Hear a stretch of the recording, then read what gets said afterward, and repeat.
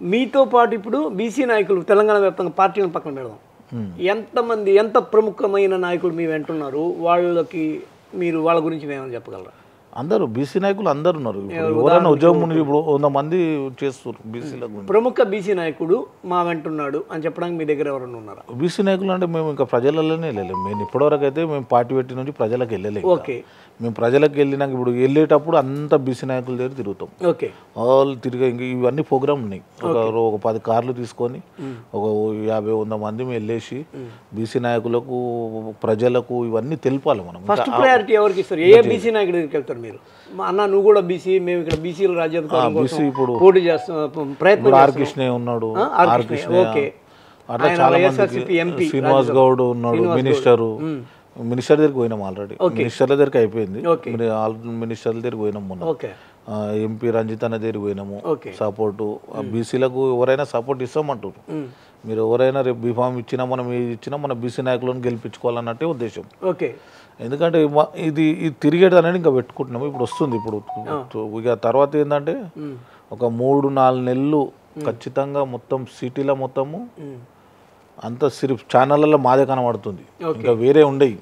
ఎంత 100 ఏళ్ల పాటి చరిత్రలవి ఈ 3-4 నెలల్లో మాత్రం చాలా పెద్ద ఎత్తున వెళ్తున్నాం. చాలా అంత ఆలోచనలు అన్ని జరుగుతున్నాయి, చాలా పెద్ద ఎత్తున ఉంటాయి. నీకు అప్పుడు ఏ పార్టీలు కనబడే చూడండి, ఎలక్షన్ల ముందు చూపెడతాం. ఇప్పుడు ఎట్లా అయిపోతా అంటే షర్మిల ఇప్పుడు చేసింది తొందరగా చేస్తే డెవలప్ అయిపోతాయి పార్టీ. అది ఒక పొలిటికల్ పోయేటప్పుడు ఆలోచనతోటి పోవాలి. మనం ఎలక్షన్ల వరకు ఆపకుండా పోరాడాలి. మనదేంది చూపెట్టాలి. కానీ తొందరగా పోయి ఉరుకులాడేసేసి అవి ఇవి ఎట్లా ప్రాబ్లం అయింది. నేను అది ఫస్టే గుర్తించిన ఈమెది. ఆమె పాదయాత్ర చేసేటప్పుడే అనుకున్నా, నేను చెప్పిన మా వాళ్ళకి అందరికి, ఈమె చూడు 4 రోజులలో మొత్తం డెవలప్ అయిపోతుంది మొత్తం. అట్లా చేసేస్తారు గవర్నమెంట్. అట్లా కాకుండా వాళ్ళకి ఒక సిస్టమేటిక్గా ప్రజలకు వెళ్ళేటట్టు, ప్రజలకు లోతుగా వాళ్ళకి చెప్పి, వాళ్ళకు ఒక సిస్టమేటిక్గా ఓటేసేది కరెక్ట్నైన నాయకుని ఎన్నుకొని ఓటేస్తే కరెక్ట్ మనకు పని చేయించుకోవచ్చు. నువ్వు డబ్బులు తీసుకొని వేసినావు అనుకో, మనము మంచి నాయకుని ఎన్నుకోలేకపోతాం మనం. అదొకటి. పైసలు అరే పైసలు ఇచ్చి నేను ఓటేస్తా అంటే ఏ నాయకుడు ఎట్లా ఉన్నాడో తెలియదు. ఇలా కరెక్ట్ అయిన నాయకుని ఎన్నుకోవాలంటే ఆలోచించి, ప్రజలు ఆలోచించి ఎన్నుకుంటేనే మనకు రేపనే మన పనులు జరుగుతాయి. మీకు బీఆర్ఎస్లో మీరు 20 ఏళ్ళ పైగా ఉన్నాను అన్నారు, మీరు ఉన్నారా?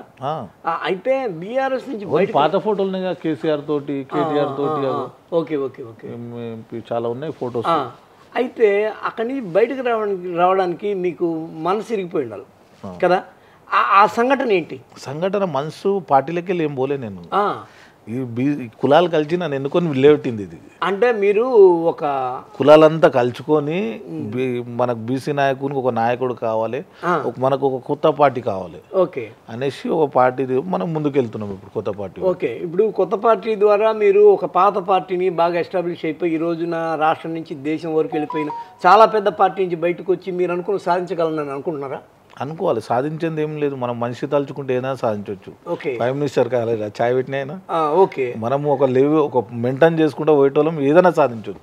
ఓకే, ఇప్పుడు మామూలు వ్యక్తులే చేస్తారు ఎన్నో రకాలు. ఓకే సార్, ఇప్పుడు రాజకీయం అంటే ఒక ప్రక్రియ, ఆ ప్రక్రియలో ముందు కొన్ని ఎన్నికలు వస్తాయి, కొన్ని పోరాటాలు ఉంటాయి, కొన్ని అవి ఉంటాయి ఇవి ఉంటాయి. ఇప్పటి వరకు మీరు చేసిన అలాంటి ప్రాక్టీస్ ఏంటి, మీ నమ్మకం ఏంటి? మొత్తం పోరాటము, రైలు రోకో, బస్ రోకో, టీఆర్ఎస్లు ఉన్నప్పుడు అన్నీ జరిగిపోయినాయి. ఓకే, పార్టీ అనేది, రాజకీయం అనేది ఎట్లా పోవాలి నాకు బాగా తెలుసు. ఓకే, మొత్తం ఎప్పుడు ఏం చేస్తే ఎట్లా ప్రజలు అనుకుంటారు, ప్రజల మైండ్లో ఎట్లా కూర్చోవాలి, ప్రజలకు ఎప్పుడు ఎట్లా పోవాలనేది తెలుసు నాకు బాగా. అన్ని ఆలోచించే ఉన్నాం మేము. తొందర పడకుండా ఫస్ట్ ఉరుకులాడు ఎలక్షన్ల ముందు చల్లబడ్డాం అనుకో ఆ ప్రాబ్లం వస్తుంది. ఒక 4 months ముందు స్టార్ట్ చేస్తే ఎలక్షన్ల వరకు కంటిన్యూ నడుస్తుంది. ఇప్పుడు సార్, ఇప్పుడు మీరు ఇక్కడే ఉదాహరణగా తీసుకుంటే తీన్మార్ మల్లన్న ఒక వ్యక్తి ఉన్నాడు. ఆ వ్యక్తి 2015లో బీఆర్ఎస్ నుంచి, ఆనాటి టీఆర్ఎస్ నుంచి టికెట్ ఆశించాడు గ్రాడ్యుయేట్ ఎమ్మెల్సీ ఎన్నికల్లో. రాలా. టీఆర్ఎస్ నుంచి ఆశించే ఆయనకి అసలు గొడవే అక్కడ. వాళ్ళకి ఆయనకి పడకుండా ఈరోజు వాళ్ళని నెత్తిన పెట్టుకొని ఊరేగిన అతను ఈ రోజున వాళ్ళ పీకలకు వస్తా అన్న దూరంలో తిరుగుతున్నాడు. నువ్వు పోలీస్ సెక్షన్ పెడితే నాకు వీకర్ సెక్షన్స్ ఉన్నారు అని చెప్పి దబాయిస్తున్నాడు, తొడగొడుతున్నాడు. మళ్ళీ జైలు వేస్తారు తీసుకెళ్ళి. ఇంకేముందరా? మళ్ళీ 2015 నుంచి 23 వరకు అతని రాజకీయ ప్రస్థానం జర్నలిస్ట్ అని చెప్పి తిరుగుతున్నాడు.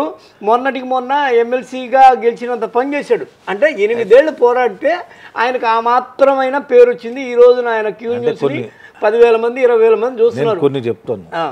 అలాంటిది మీరు ఎలా చేయగలరు? పెద్ద మనుషులు ఏమంటారు అంటే ఎక్కువ పొంగిన పాలు పొయ్యి పాలు. ఓకే, ఎవరైతే ఎక్కువ ఉరుకులాడతారో వాళ్ళు ఆటోమేటిక్ డౌన్ అయిపోతారు. ఓకే, అది ఇప్పుడు రాజకీయంగా నేను చెప్తున్నా కదా, చాలా ఇది ఏంటంటే రాజకీయం అనేది చాలా నిదానంగా వెళ్ళాలి. అందరిని కలుపుకొని ముందుకెళ్తే ఒక రాజకీయం. కేసీఆర్ గారు ఏం చేసిండు తెలంగాణలో? ఆల్ పార్టీ దగ్గరికి వెళ్ళి కలిసిండు. ఒకళ్ళని తిట్టలేడు, ఏం చేయలేడు. గాంధీ విధానం, ఒక సిస్టమేటిక్.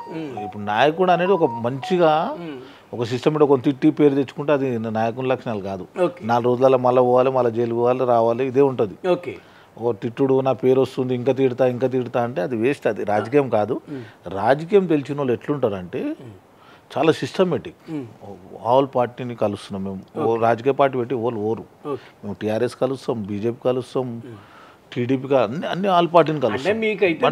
మీద వ్యతిరేకత ఏం లేదు, అందరూ ఎన్నుకున్నారు కాబట్టి ఇప్పుడు ఎలక్షన్లో అంతే. ఎలక్షన్లప్పుడు ఇప్పుడు 2 టీఆర్ఎస్ ఇద్దరం కలిసి వెళ్తాం పోయినా అంటే చెప్తున్నావు మాట.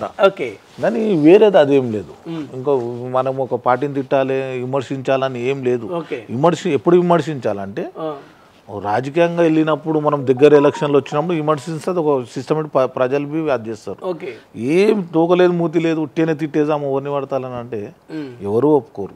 ఓకే, కాబట్టి మీకంటూ ఒక సాఫ్ట్ విధానంలో వెళ్తే సరిపోతుందని నమ్ముతున్నారు. అంటే ఇది ఉద్యమం పార్టీ, ఇది అన్ని ఇప్పుడు బీసీ నాయకులను పెద్ద నాయకులను అందరినీ కలిసేడు ఉంది.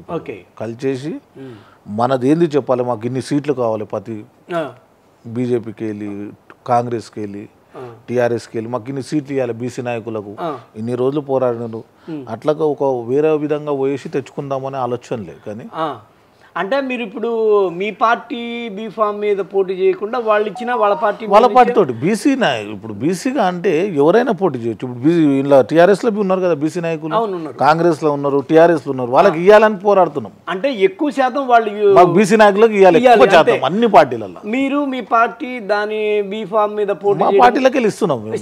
119 సీట్లు బీఫామ్లు మా పార్టీ నుంచి ఇస్తాం. కానీ టీఆర్ఎస్ బీజేపీలో ఉన్న బీసీ నాయకులకు అందులో నుంచి చాలా మంది అనగదొక్కాలని చూస్తారు బీసీ నాయకులను. వాళ్ళకి ఎస్సీ ఎస్టీ మైనారిటీ చాలా మంది ఉన్నారు కదా, వాళ్ళకు అన్ని వస్తాయి అందులో, వాళ్ళకి ఇవ్వాలని పోరాడుతున్నాం అన్నిటికి. హాయ్ ఫ్రెండ్స్, మా టుడే టుమారో యూట్యూబ్ ఛానల్ చూస్తున్నందుకు చాలా థ్యాంక్స్. మరిన్ని లేటెస్ట్ వీడియోస్ కోసం వెంటనే సబ్స్క్రైబ్ చేయండి. అలాగే ఈ బెల్ ని కూడా రింగ్ చేసేయండి. మా నోటిఫికేషన్స్ అన్ని మీ మొబైల్లో వస్తాయి. అలాగే మా వీడియోస్ మీకు నచ్చితే లైక్ చేయండి, షేర్ చేయండి, నచ్చకపోతే కామెంట్ చేయండి.